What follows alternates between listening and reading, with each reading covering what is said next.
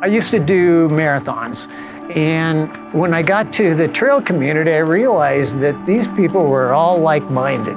The ability to come up to someone and say, do you need some water? Do you need some electrolytes? It's like, holy smokes, people actually do that and it's a competitive event? And the answer is yes, because that's all about ultra running.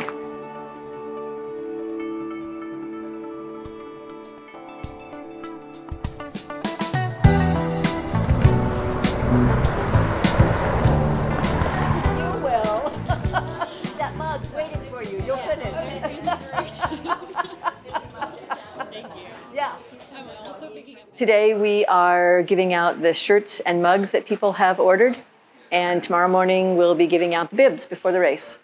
I just think it's so much fun to be involved in a local race and see people that you know and then people that you don't know and are excited to run. So I really enjoy volunteering and being involved in that way.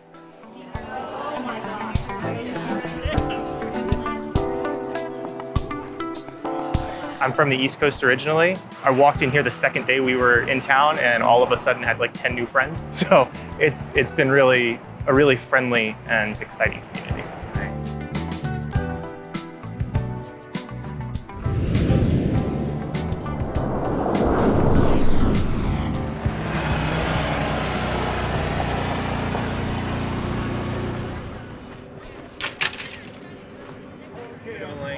Okay. They'll have a full lane all the way down. I'll make sure. Just want to make sure. Yeah, okay. absolutely. Perfect. My pleasure.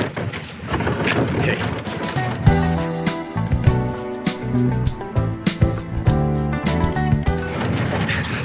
Still going strong Really? here Yeah. somehow. We'll see how it all pans out for me. Just don't sweat the small stuff.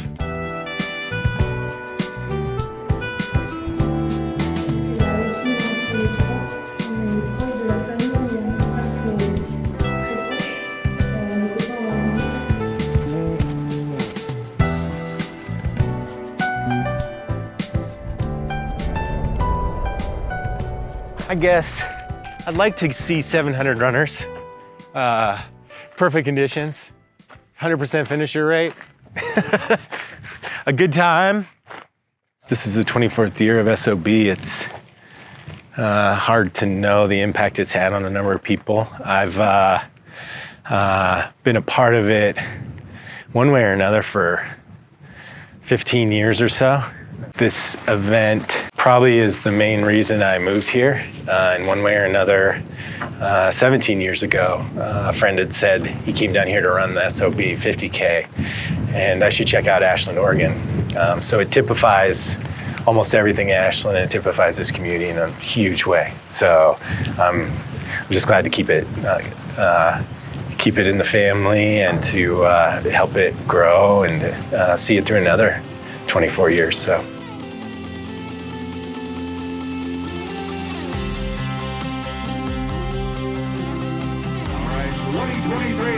Siskiyou Out Back to 100K is going to be the first wave of the day coming up at 5 o'clock. We are just a couple minutes away from your start. Bibs need to be on the front of your shirt or shorts, and if you're here for the 50 mile, that is going to start at 6 o'clock. 7 o'clock will be the start for our 50K. Great time to see 35 states represented out here at the Siskiyou Out Back. This race was originally envisioned in the late 90s by three individuals that came back from, I believe it was McDonald Forest, and they said, we need to have one of these so-called ultra marathons down here. So they got busy on a map and they figured out how possibly could we do an out and back on the Pacific Crest Trail. And they figured it out, and I got to admit, I spent many, many hours thinking, could they have done a better job? And the answer is no. So we have a lot to thank from Mel Bailey, from Tom Peltzer, and from Dana Bandy for really putting this whole thing together. 50 milers, let's go, final call. 3, 2, 1, runners ready.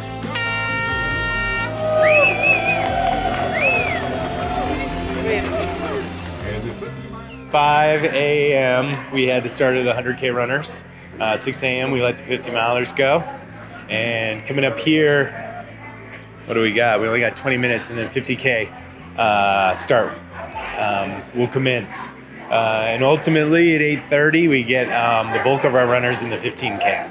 Everybody's super excited. I see a lot of faces of nervous legs, but I think they're doing a good job. A lot of drop bags. So people have their comforts on the course, which is nice. And then they're thinking about the things that they need to take care of themselves to get them to the finish. So I like that a lot too. Let's make some noise for 50K! Fantastic 2023! The atmosphere, everyone coming together at the mountain, people from town that we run with all the time, people from out of town that get to see the places we love. It's really cool. I just want to have a good time. I want to finish feeling strong, and I want to come back. I mean, it's tough to beat when you're up 7,000 feet with views like this. So, like Jen said, just have a good time. Have fun. We have one goal, and it's to have fun. Yeah. So whoever's feeling it the most leads and keeps that hype high. It's so beautiful out here. The views, the community, it's super fun. You never know who's gonna show up. People will come from Portland and Redding and LA and all over. So it's a good community, good event, and a fun place to hang out and spend your day.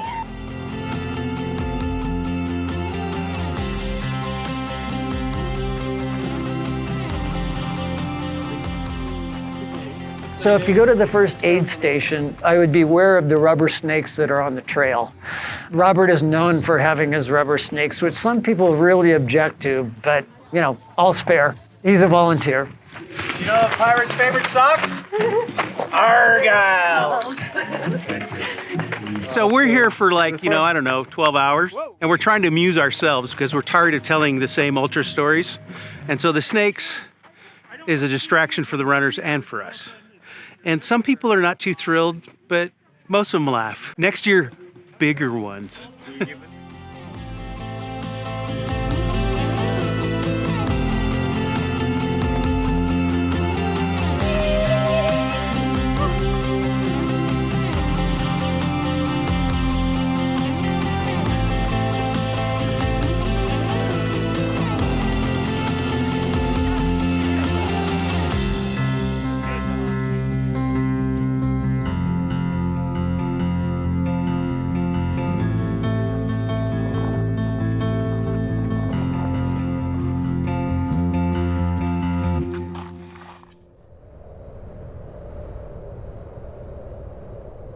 Oh, there's so many people that need to be in charge with a race this vast. You have Rob and Susan who've been doing this for 14 years.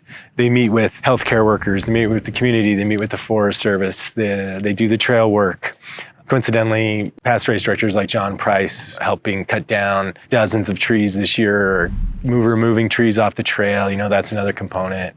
Brett Horning's going to be here all day. He's kind of communications, getting word out to all the aid stations and getting feedback, making sure everybody's safe out there.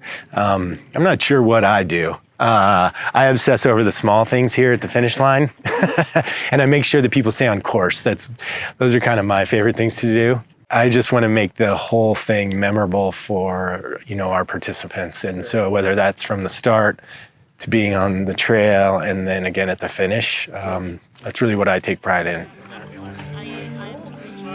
Yeah, dude. Thanks, boss. You're welcome. Appreciate you. Going down the trail right here, 3.5 miles. Okay, and the drop back to here, right? I think the thing that makes SOB so unique is it's a total non-profit. So all my time and my wife's time and Hal's time, it's all volunteer.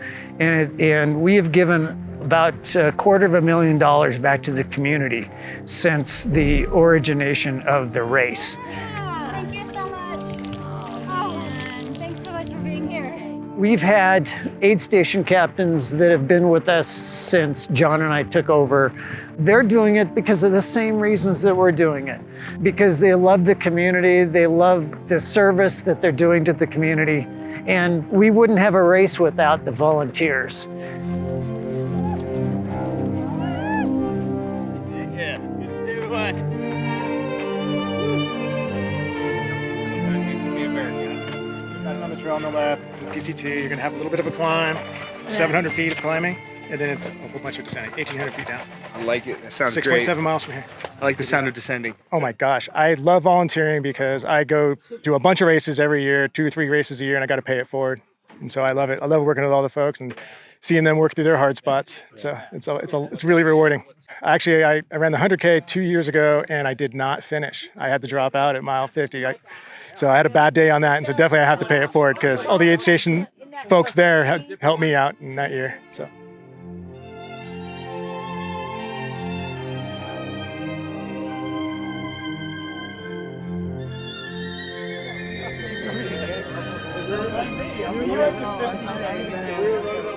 I know that next year for the 25th anniversary will be Rob and Susan's last year, and I've been helping them for about 5 years, so I'm really scared who's gonna take over. I don't know if it's a matter of taking over. I think it's a matter of carrying on here, and so I'm sure it'll continue to be a group effort. A lot of people are probably willing to step up and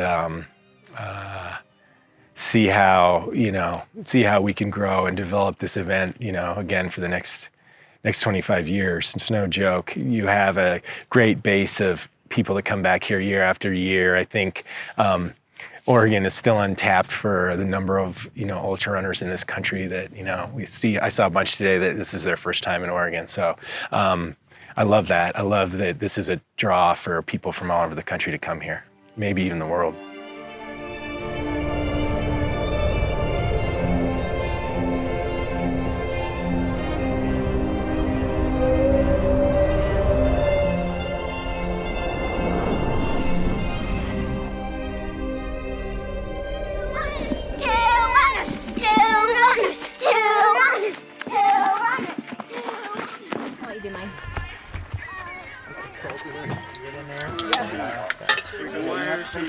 Oh, this is really the last aid station of the race. You have the biggest climb of the race here, which is 5 miles, 3K or so over to the top. So I think a lot of runners look forward to getting to this point so they can legitimately start walking. Yeah, it's a good way to finish the race, I think. Last push, and then you get a sharp descent down to the finish. Yeah.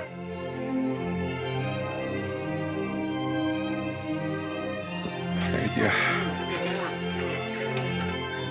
Ready to be done. Ready for this climb.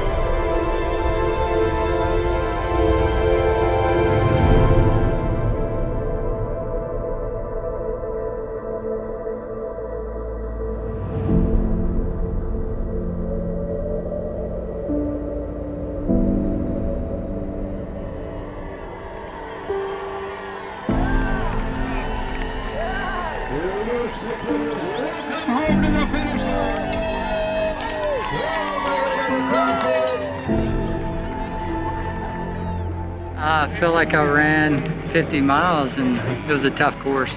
Really, really pretty. It just keeps on going, that last section, We did that whole thing together. There were rough moments, mostly for me. But it was a battle. It was good teamwork. It was awesome.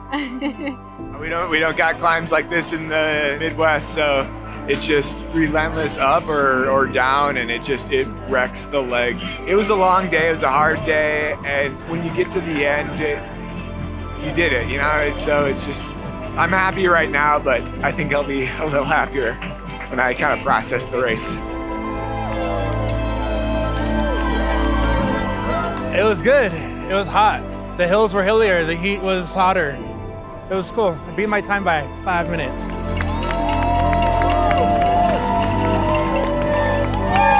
It's a beautiful course, and it kicks your ass. It was just such an amazing race. It was so beautiful, gorgeous day. People are so friendly. Like, I'm coming back every year.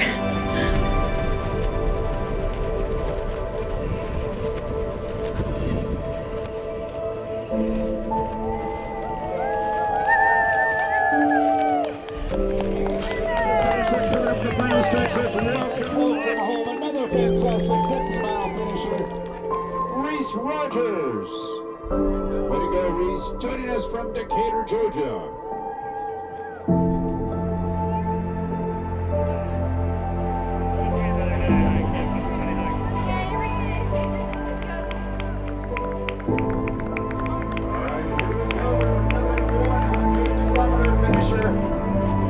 That's how you get it done. That is Yoshio Otaki from Portland, Oregon. I've been doing this for 14 years. And the reason is because the community is so important to me. And I just hope as we grow as a sport that we don't lose that. Because I have friends that are bike racers, and they're just so jealous of what we have.